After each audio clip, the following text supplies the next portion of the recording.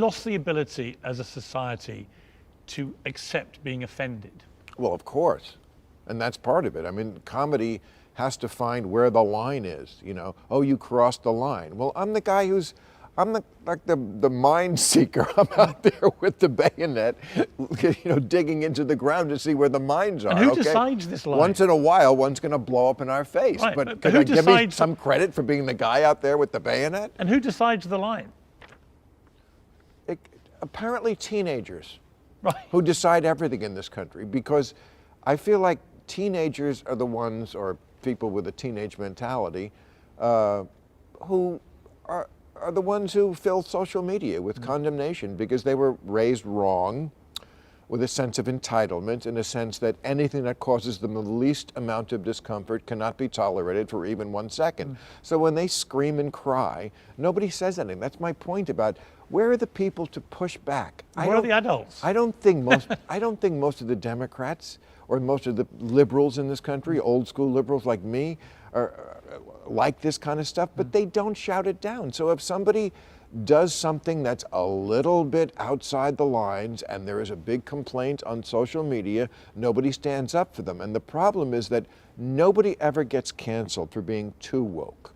So you can say the craziest thing, like men can have babies, and then nobody will, even though people are thinking, well, that's kind of nuts, nobody will say it. They'll just fall in line. Yeah, exactly. That's what I've always thought, men can have babies, sure. I saw a dude who was glowing yesterday, you know. I mean, and that's the problem. And it's totally insane. Cowardice.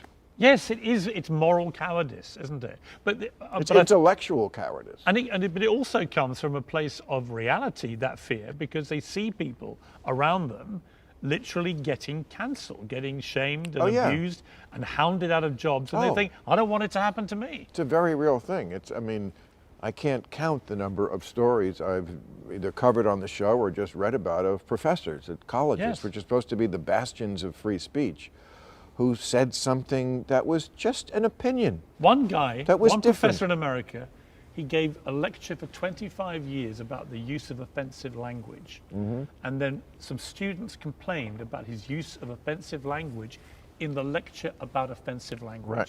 And he had to lose his job. And at that point, I just felt that was peak woke insanity. He literally was lecturing about offensive language and using offensive language to illustrate it. They have no sense of nuance. They have no sense of context.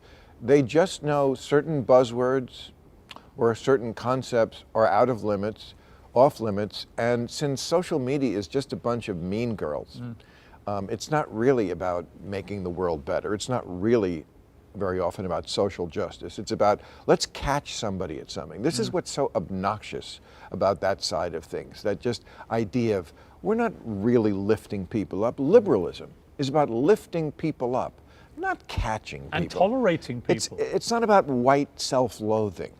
Yes.